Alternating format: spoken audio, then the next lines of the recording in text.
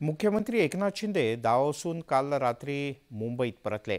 यावेळी मुंबई आंतरराष्ट्रीय विमानतळावर मुख्यमंत्र्यांचं जंगी स्वागत करण्यात आलं। दावोस दौरा यशस्वी झाल्याचं मुख्यमंत्र्यांनी यावेळी सांगितलं। दावोसमधील जागतिक आर्थिक परिषदेत महाराष्ट्रामध्ये परदेशी गुंतवणूक करण्याचा ओढा मोठ्या प्रमाणात दिसून आला। यावर्षी 3,53,000 कोटींपेक्षा जास्त परदेशी गुंतवणुकीचे सामंजस्य करार प्रत्यक्ष झालेत, म्हणजे सह्या झालेत।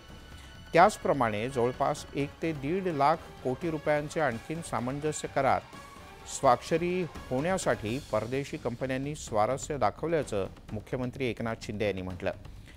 या करारांच्यामुळे 2 लाखांपेक्षा जास्तीचे रोजगार निर्माण होण्याचे संकेतही आहेत। पंतप्रधान नरेंद्र मोदी यांचं नाव जगभरात असून त्यांचं नाव लोक आदराने घेतात। परदेशी गुंतवणुकीसाठी याचाही फायदा महाराष्ट्राला झाल्याचं मुख्यमंत्री एकनाथ शिंदे यांनी सांगितलं।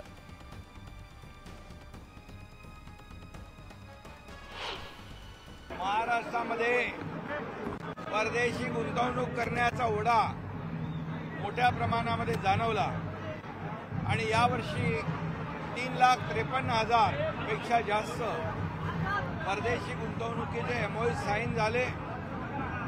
जवळपास 1 ते 1.5 लाख आणखी